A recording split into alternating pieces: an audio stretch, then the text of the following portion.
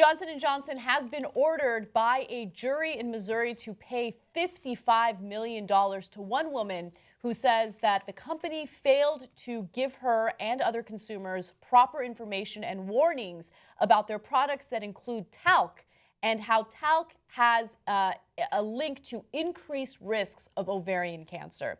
Now, the verdict, which J&J plans to appeal, was actually the second straight trial loss for the company, which is facing about 1,200 other lawsuits accusing it of not adequately warning consumers about its talc-based products' cancer risks.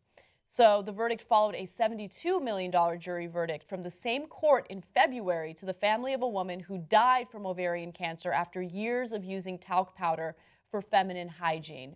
Now, Ring of Fire Radio did a great report on this. I want to show you a little piece of it to kind of discuss the reasons why corporations do this. This isn't the first time a corporation has failed to let consumers know about the potential risks of products that they're selling.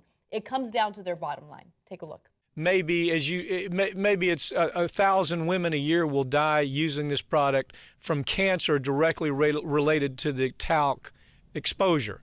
Yeah. So then they calculate how much money are we making on this every year. Then they calculate how much is each one of those lives worth every year. And they conclude, well, if we're making $1 billion, we can afford to pay out $200 million in losses in court. And we see that time and time again. And I almost have to wonder in this case, is that what they've done? One thing for sure, you see a case like this develop, and once you start seeing the beginning of it, it always gets worse. Isn't that your experience? I absolutely think that that is true. Not only for the plaintiffs, but you've got to consider too, you know, I think one of the other things they calculate, not only the cost of that, but how many of these people are going to die off that they're not going to have to deal with.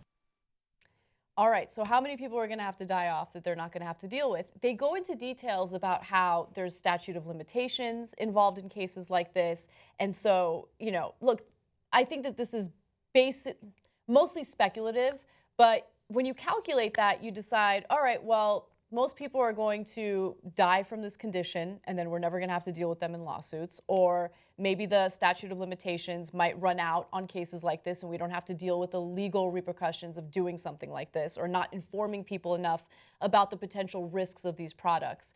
They did a great report on that, and I want to give them credit. And this is why regulation is important. This is why we need oversight. These are corporations that have a bottom line. They want to make money.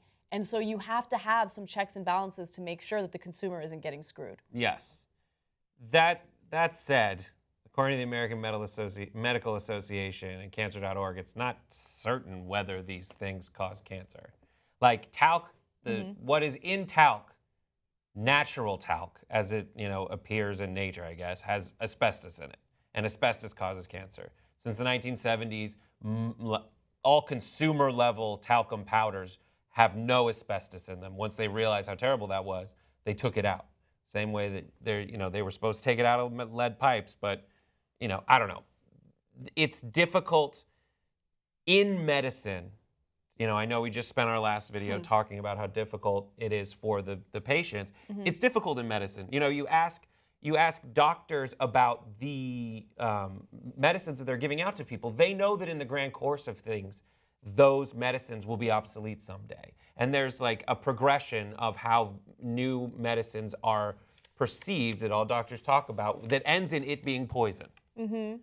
That said, this isn't a medicine, this is talcum powder. Yeah. But it's tough. There's this giant judgment for $55 million. Is there any kind of regulation for something like talcum powder, which, while not medically recognized, is something that is used to treat some sorts of bodily functions, if not injuries or illnesses? I know the talcum powder is used by like athletes to prevent chafing and things like that. I know some women use it for, freshness down there, whatever it is.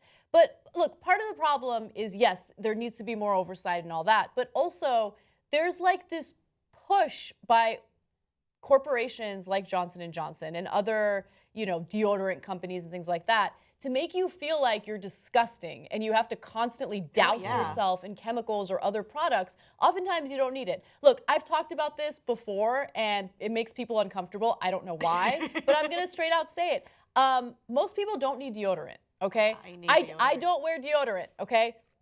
Yeah, I I smell know. fine. Anna. I smell fine. Like, I know. it's some people do, right? But like this idea that we all need to put these chemicals under our armpits because, oh my God, you're stinky and you're sweaty and you're disgusting. I'm not buying it, right? And I remember being told, you know, you don't need deodorant, and I thought it was crazy. And then I experimented with it and I stopped using it. And I Yeah, was you like, started using talcum powder under there. to no, keep I yourself don't. dry. I don't use What anything. do you use? Not even like. Look, the only time I have a problem is if I have a super stressful day, right? Because But stress you produces. exercise every day. You I do. do. That The without exercise deodorant? actually, I sweat, but it's not stinky. Like the idea of like, I it's think just my not girlfriend for me. doesn't I don't sweat. It's know. weird. A But if I'm different stressed, person. it does get like that. And then there's natural deodorants that I use. Okay, I don't want to get into the science. Yeah, that's the behind thing. I deodorant. agree with that. I agree Yeah. very much that like I need stuff to make me not so disgusting smelling.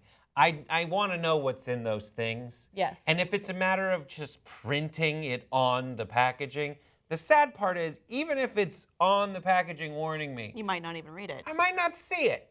I don't know to do that. I assume implicit in Target's agreement with these companies to put stuff on their shelves that those things aren't going to kill me. Yeah. But what if they do? I also have this weird confidence in the regulatory system that might not exist, that I can go and buy things that are just going to not kill me. And if they did, they wouldn't be on the shelves. It's strange. Don't hold Yeah. your breath. Well, you guys can be advocates for yourself and educate yourself about products or drugs that are potentially harmful. And I do appreciate Brett bringing up the fact that there is disagreement in the science community about the impact of talc. So I want to be clear about that. But you could be an advocate for yourself by going to drugsafetynews.com. They do a good job in informing consumers about potential dangers or risks of the products that we use every day.